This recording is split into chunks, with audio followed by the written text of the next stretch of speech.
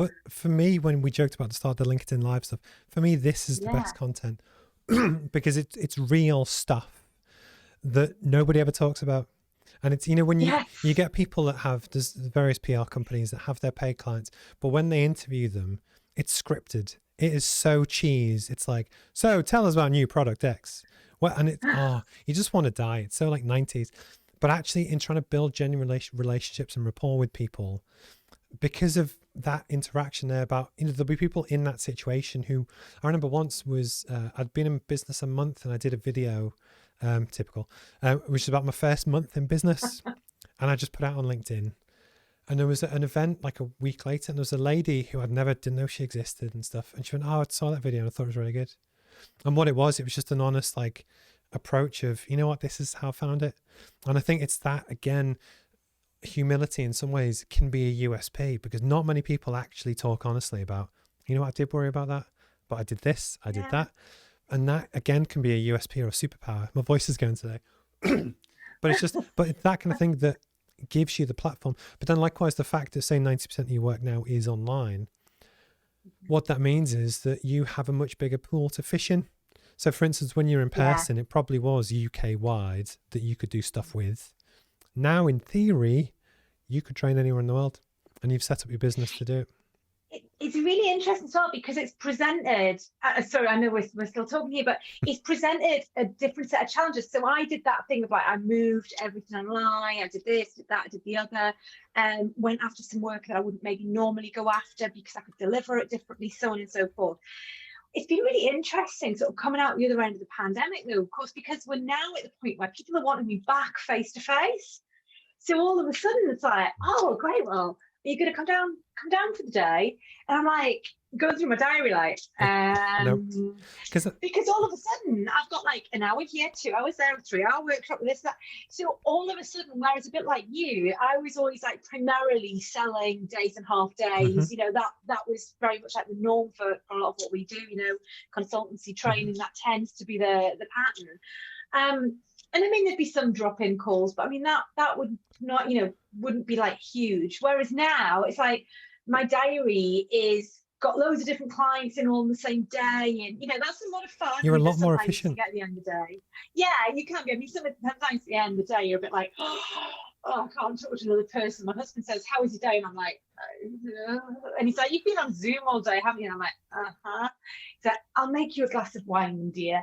So I mean, I think there is always that, and I really want to get back to some face to face because I've really Same. missed it. I've missed all of that.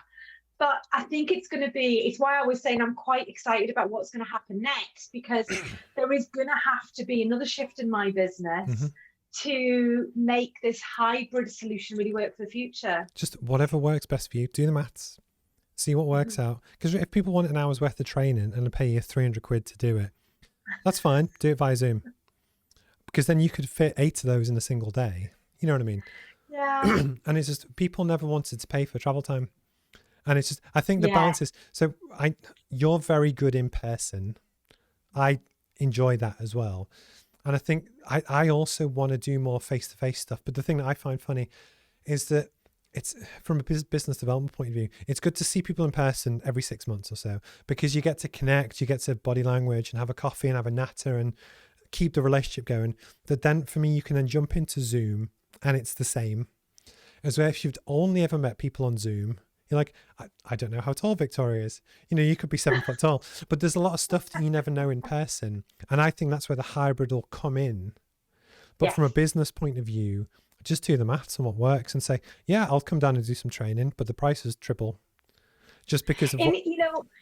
also, No, I was saying just because, you don't want to have to turn down work, because just the business model has changed and the world has changed. That likewise, you could offer the same 2 hours training at a discounted rate, which they win. You get the same stuff, but actually you can fit in more. Does that make sense? yeah, and you know what? I think you're absolutely right about what you're saying about like the hybrid thing. So there's one of my clients, I used to go in, like, I used to spend like 3 days a month with them. Hmm.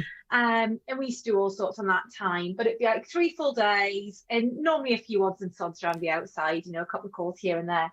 And like, it looks like we're going to settle out now at like 1 day, like in house, and the rest of the time, just like as and when. But it's been fascinating getting back. And the thing that I found most interesting is it's the kitchen. It's the value of, there is no Zoom kitchen. There is literally no Zoom kitchen.